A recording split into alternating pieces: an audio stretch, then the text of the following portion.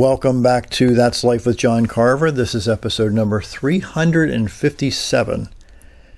And I called this episode The Waves of Life. I think many people have been programmed to see and hear and believe and perceive life in very specific ways.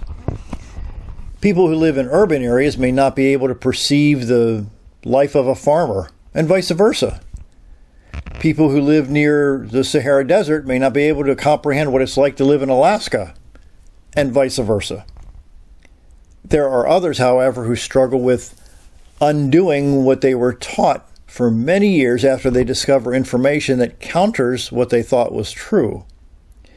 The undoing part can cause a level of grief that is difficult to explain to those who never had to undo their lives. In the Star Wars movie The Empire Strikes Back, Jedi Master Yoda tells Luke Skywalker he needed to, quote, unlearn what you have learned, unquote. This can be so difficult when habits and beliefs and cultural teaching and programming and how you were raised can hinder some of that, quote, unlearn what you have learned, unquote, to change your mind. Division President Scott Wendell put it this way: I think our minds cause blockages that impact the flow of energy physically in our body, so unblocking in a roundabout way is somewhat of a cure. The mind-body connection, for example, can be seen in the placebo effect. Also, seeing something scary raises your heart rate and you could even pass out. Another example includes seeing something amazingly beautiful can physically calm your body. Entrusting power to something or someone apart from you, which you don't fully control, is not a recipe for success and peace. The serenity prayer, do what you can and accept the rest, seems to help a lot of people. Stop being satisfied with solutions in the outside world you do not truly control for your mind programming to be okay. Accept it, or that situation will hit those program blockages that you've been created long, long ago. When you look closely, you will notice that you being okay and happier as contingent upon a situation is a mechanism in your mind. It helps to visualize the physical world like energy waves and cycles. Simply, he writes, we can't say we need and cling to the wave peaks and dislike the risk of the wave troughs. You have to accept the entire wave without clinging or resisting.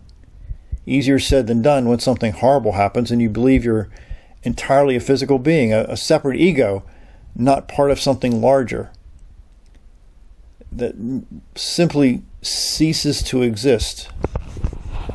Understand this is also programming. So Scott Wendell finishes his quote with, our life's work is to watch the mind.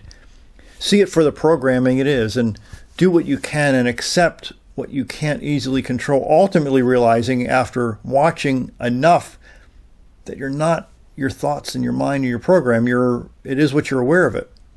And that moment you are enlightened, unquote. That's again from Division President Scott Wendell.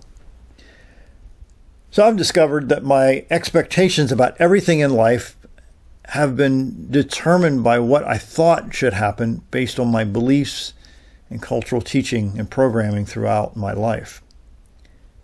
What if, in order to get through those difficult waves of life, that you suspend in your mind what you thought was true and what should happen and replace it with realizing that most things, not all in life, are beyond your control? This has been agonizing for me. Truly agonizing. In October 2015, when my daughter Juliana was fighting cancer for the 5th time, she said something profound. Quote, don't complain about something you can fix. If you can fix it, then fix it. Unquote. Wise words from my little girl, who was much stronger and braver than I. My name is John Carver. Thanks for watching.